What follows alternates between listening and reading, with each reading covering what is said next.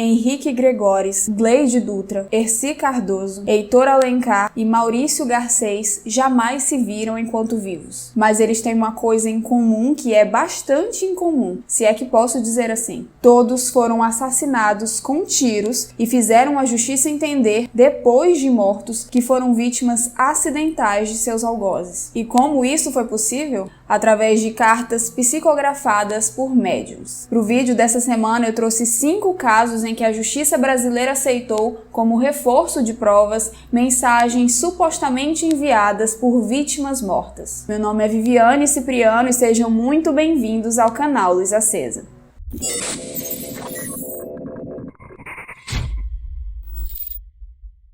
Antes de adentrar nos casos, vamos a um breve resumo sobre cartas psicografadas. De acordo com André Siqueira, o diretor da Federação Espírita Brasileira, a psicografia é um fenômeno através do qual o médium, sofrendo a influência dos espíritos, absorve as suas ideias e mensagens e dá um corpo linguístico a elas, escrevendo-as no papel. O vocábulo psico está relacionado com mente e grafia tem a ver com o registro escrito. Chico Xavier, reconhecido atualmente como o maior líder espiritual do Brasil. Durante mais de 60 anos, ele psicografou milhares de cartas, confortando inúmeras famílias que perderam seus entes queridos. Muitas de suas cartas têm assinaturas idênticas aos dos falecidos e contêm nomes de parentes e particularidades que apenas as famílias conheciam. E com isso em mente, vamos aos casos.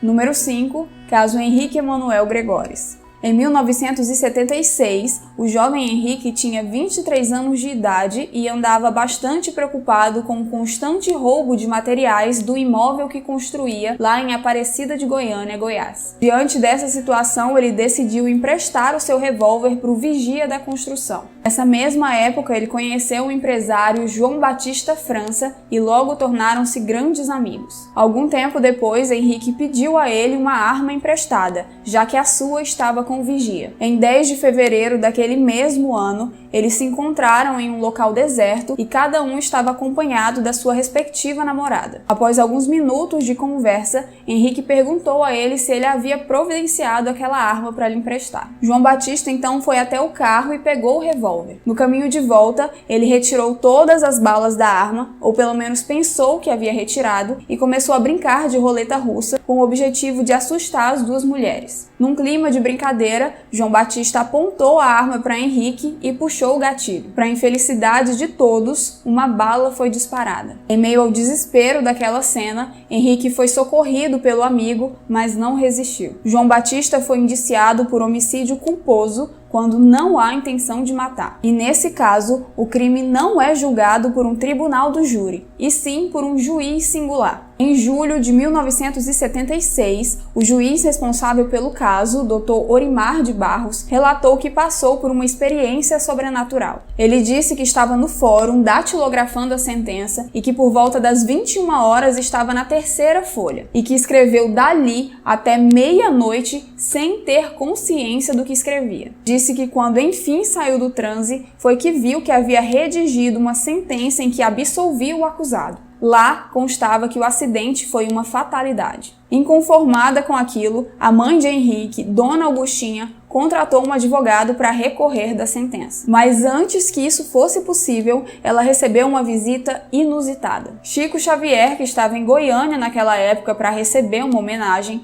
foi até o seu encontro e lhe disse que Henrique havia o visitado e pedido para que ele dissesse à mãe para não levar o caso adiante, porque realmente havia sido um acidente. Segundo o médium, o Henrique disse, abre aspas, avise minha mãe para suspender o processo contra João Batista. Ele é inocente e essa história toda tem prejudicado o meu crescimento espiritual. Fecha aspas. Dona Augustinha então decidiu desistir do recurso. Passado algum tempo, ela recebeu cartas psicografadas por Chico Xavier. Eram mensagens de Henrique falando como estava atualmente, reafirmando a inocência de João Batista e sentindo-se grato pela decisão da família em desistir do recurso. Número 4, caso Gleide Dutra de Deus. Em 1º de março de 1980, a ex-Miss Campo Grande, Gleide Dutra de Deus, foi alvejada por um tiro disparado por João Francisco Marcondes Fernandes, em Campo Grande, Mato Grosso do Sul. Gleide estava no quarto com o marido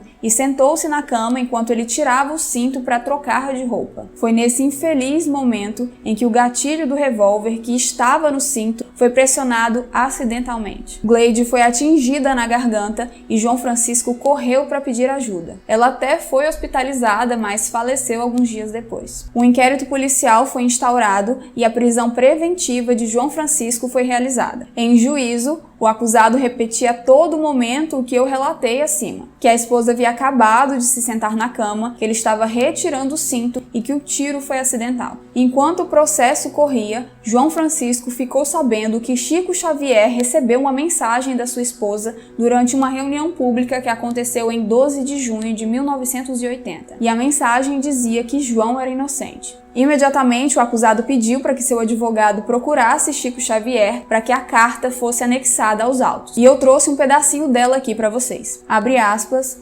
sentara-me no leito. Ia ficar a esperar por você por alguns instantes, quando notei que você retirava o cinto cuidadosamente para resguardá-lo. Não pude saber e compreendo que nem você saberia explicar de que modo o revólver foi acionado e me atingia na base da garganta. Somente Deus e nós dois soubemos que a realidade não é outra. Recordo a sua aflição e de seu sofrimento buscando socorrer-me, enquanto eu própria debatia querendo reconfortá-lo sem possibilidade para isso. Depois um torpor muito grande me atingia. Entretanto, nos restos de lucidez que ainda dispunha, roguei a Deus que não me deixasse morrer sem esclarecer a verdade. 2 anos depois, em 1982, o juiz responsável pelo caso, Dr. Almir de Lima, considerou a denúncia procedente e remeteu o processo ao tribunal do júri. 3 anos depois disso, em 1985, o julgamento foi realizado. A defesa usou a carta psicografada por Chico Xavier, onde a vítima inocentava o marido. Havia também o testemunho dos enfermeiros que atenderam a vítima no hospital. Segundo eles, no momento de lucidez, Gleide disse que o marido não tinha culpa no que aconteceu. E por unanimidade, os membros do júri reconheceram que o réu não tinha intenção de matar e ele foi absolvido. Porém, o assistente de acusação apelou e requereu a nulidade do julgamento. Em 5 de abril de 1990, o réu foi submetido a um novo julgamento e nele foi condenado a 1 ano e meio de prisão por homicídio culposo quando não há intenção de matar. O processo foi deslocado para o juízo singular e a juíza responsável finalizou o processo declarando a punibilidade extinta por já ter ocorrido a prescrição, ou seja, o prazo para o Estado condenar Francisco já havia acabado. Número 3. Caso Herci da Silva Cardoso. Em junho de 2003, na cidade de Viamão, Rio Grande do Sul, o tabelião Herci da Silva Cardoso foi assassinado a tiros dentro da sua casa. Ao ser preso, o acusado Leandro Almeida, que era caseiro da vítima, acusou Yara Marques Barcelos, a ex-amante de Herci, de ser a mandante do crime. Os dois então tiveram a prisão preventiva decretada. 3 anos depois, o caso sofreu uma reviravolta durante o julgamento no tribunal do júri. A defesa apresentou uma carta que favorecia Yara. Ela foi psicografada pelo médium Jorge José Santa Maria, que supostamente teria encarnado o espírito do tabelião assassinado. E eis um trecho. Abre aspas, o que mais me pesa no coração é ver Yara acusada desse jeito, por mentes ardilosas como a dos meus algozes. Fecha aspas. Tempos depois, o caseiro negou tanto o crime quanto a encomenda por parte de Yara, mas foi condenado a 15 anos e 6 meses de prisão. A tendência era que Yara tivesse o mesmo destino, mas a carta em que a vítima inocentava a acusada foi aceita pelo juiz e anexada às provas do processo. Yara foi absolvida e, segundo os advogados de defesa, a carta teve um peso decisivo no julgamento. Essa prova, claro, foi questionada pela promotoria, mas a absolvição foi confirmada em 2009 pelo Tribunal de Justiça do Rio Grande do Sul. Como vocês viram, a carta que inocentou Yara limitou-se a dizer que ela era inocente, mas não deu nome dos responsáveis, o que seria muito útil no processo. Número 2. Caso Heitor de Alencar Furtado.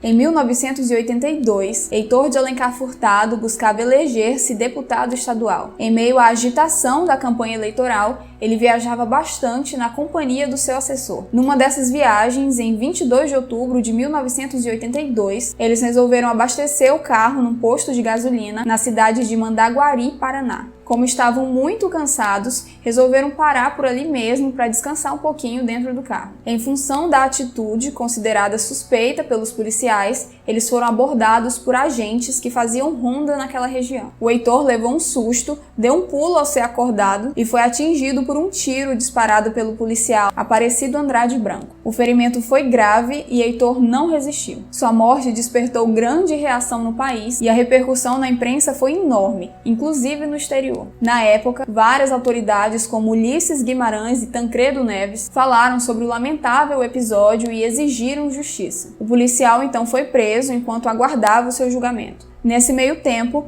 os pais de Heitor receberam uma carta do filho, psicografada por Chico Xavier. Segue um trecho. Abre aspas. A sexta-feira fora de muita atividade e a estafa provisória nos acompanhou em caminho. Tão fatigado me via Fábio que me aconselhou repouso. Não resisti ao apelo. Desligamos o motor e com naturalidade, como se estivéssemos em nossa própria casa, curtimos a pausa que nos pareceu necessária e oportuna. Acredito que o amigo velava enquanto o sono me anestesiava a mente e os nervos cansados. Sinceramente, não conseguiria imaginar que alguém nos tomasse por malfeitores potenciais. Entretanto, de lado, conterrâneos ou amigos nossos espreitavam o carro parado com dois homens que não conhecíamos de imediato. O que se seguiu sabem todos. Os homens armados chegaram com vozes altas. Acordei surpreendido e notei, mais com a intuição do que com a lógica, que os recém-chegados eram pessoas inofensivas. Tão inofensivas que um deles tocou a arma sem saber manejá-la. O projétil me alcançou sem meios termos e, embora o tumulto que se estabeleceu, guardei a convicção de que o tiro não fora intencional. O olhar ansioso daquele companheiro a desejar socorrer-me sem qualquer possibilidade para isso não me enganava. Fecha aspas. A letra, a assinatura e as informações trazidas na mensagem foram reconhecidas pelo pai de Heitor e anexadas aos autos do processo com o objetivo de aliviar o lado do policial. 2 anos depois, em 1974, o Tribunal do Júri de Mandaguari, usando a carta como uma das provas do processo, acabou acolhendo a tese de que o tiro foi acidental. O crime foi classificado como homicídio simples, decorrente de negligência, e o policial foi condenado a 8 anos e 20 dias de prisão. Número 1. Caso Maurício Garcês Henrique. Em 8 de maio de 1976, na cidade de Goiânia, Goiás, José Divino, de 18 anos, estava em sua casa na companhia do seu amigo Maurício Garcês, de 15 anos. Eles estavam conversando num quartinho dos fundos da casa quando Maurício disse que queria fumar. Como José Divino não tinha cigarros, ele pediu para que Maurício fosse até outro cômodo pegar o maço de seu pai. Ele sempre armazenava seus cigarros numa valise, numa mala de mão. Maurício foi até lá, mas não encontrou o maço. Acabou dando de cara com o revólver do pai de José Divino, que era oficial de justiça. Maurício tirou todas as balas do tambor, ou pensou que havia tirado, foi em direção ao amigo e pressionou o gatilho, que produziu um som seco. Mirou para o seu próprio reflexo no espelho e disparou novamente. Mais um som seco. Imediatamente, José Divino informou que seu pai não gostava que mexessem nas suas coisas e tomou o revólver das mãos de Maurício, que foi em outro cômodo continuar a procurar os cigarros. Sozinho no quarto, José Divino apontou a arma para o seu reflexo no espelho, assim como seu amigo fez. Virou-se para a porta e pressionou o gatilho, no exato momento em que Maurício entrava. A bala, que não foi removida do tambor, atingiu o tórax do amigo, que caiu no chão segurando um maço de cigarros. Ele foi socorrido pelas pessoas que estavam na casa, encaminhado ao hospital, mas não resistiu. O inquérito policial foi instaurado e José Divino foi indiciado por homicídio doloso, quando há intenção de matar. Durante o andamento do processo, os pais de Maurício, que estavam muito abalados, aceitaram os conselhos dos amigos e foram visitar Chico Xavier na esperança de receber alguma mensagem reconfortante do filho. Em 27 de maio de 1978, em Uberaba, Minas Gerais, um médium psicografou uma carta de Maurício aos pais, e nela constava nomes de parentes vivos e mortos. Eles conferiram a assinatura no final da carta e ela era, segundo eles, idêntica à que constava no RG do filho. Depois de quase um ano, em 12 de maio de 1979, Maurício voltou a se comunicar com seus pais em outra mensagem psicografada por Chico Xavier. Nela, ele afirmou que não houve crime e nem acaso, e que tudo o que aconteceu eram consequências das leis kármicas, reflexos de vidas anteriores. Segue um trecho.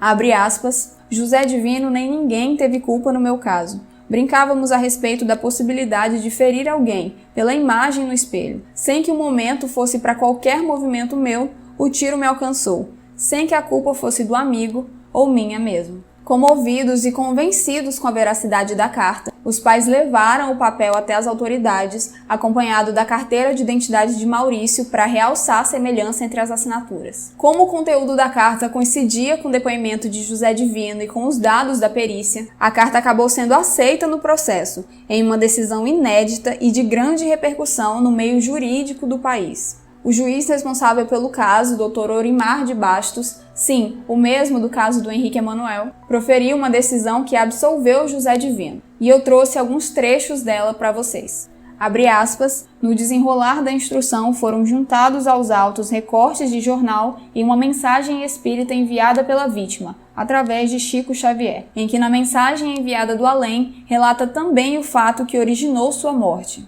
Lemos e relemos depoimentos das testemunhas, bem como analisamos as perícias efetivadas pela especializada, e ainda mais, atentamos para a mensagem espiritualista enviada pela vítima a seus pais. Fizemos análise total de culpabilidade para podermos entrar com a cautela devida no presente feito, em que não nos parece haver o elemento dolo, em que foi enquadrado o denunciado. Julgamos improcedente a denúncia para absolver, como absolvido temos, a pessoa de José Divino Nunes, pois o delito por ele praticado não se enquadra em nenhuma das sanções do Código Penal brasileiro, porque o ato cometido, pelas análises apresentadas, não se caracterizou de nenhuma previsibilidade. Fica, portanto, absolvido o acusado da imputação que lhe foi feita. Fecha aspas.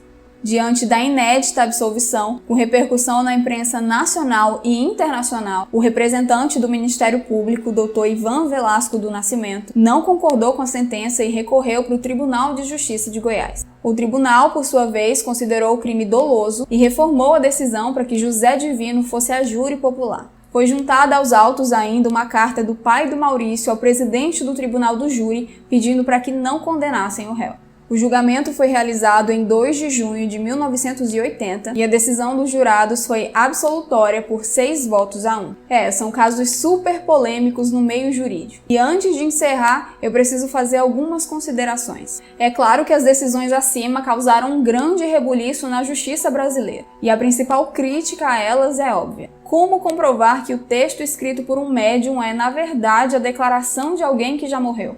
Importante mencionar que em processos mais complexos envolvem muitos tipos de prova, incluindo perícias e depoimentos de testemunhas. Quando as psicografias são aceitas em julgamento, elas são vistas apenas como mais uma das provas, e as sentenças levam em conta todo um conjunto de argumentos. Em 2008, foram propostas até novas leis que proibiriam expressamente o uso de documentos psicografados como prova no Brasil, mas a ideia não foi levada adiante. Os que defendem o uso desse tipo de prova dizem que impedir previamente o uso de psicografia no processo seria, de certa forma, um preconceito religioso no ordenamento jurídico, e que sim, o judiciário é laico. E isso significa não apenas estar acima de crenças religiosas, mas também tratar todas elas do mesmo modo. Os defensores afirmam ainda que é possível aplicar mecanismos concretos para dar credibilidade a elas. Uma carta psicografada, por exemplo, pode ser submetida a exames grafotécnicos capazes de comprovar a autoria,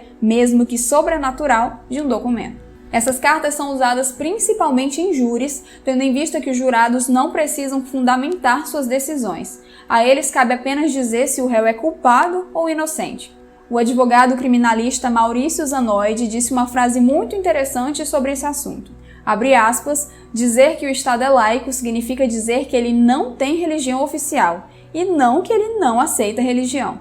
Fecha aspas. Enquanto isso, os que não concordam com a aceitação desse tipo de prova dizem que a veracidade delas depende exclusivamente da fé de cada um e que não há argumentos lógicos para as provas enviadas pelo além. Eles dizem ainda que a inclusão de material religioso em processos acaba nos levando de volta ao período sombrio da história, onde princípios teológicos interferiam diretamente na justiça. Em resumo, recomenda-se que aceitar ou não cartas psicografadas esteja sempre a critério do juiz. Afinal, é ele quem rege todas as evidências, sejam elas sobrenaturais ou não. E o vídeo dessa semana fica por aqui, mas antes de ir embora eu quero saber de que lado vocês estão. O juiz deve aceitar esse tipo de prova ou isso é um absurdo no seu ponto de vista?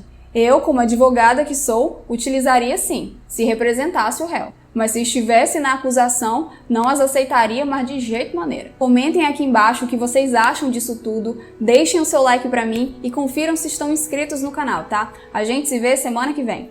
Tchau!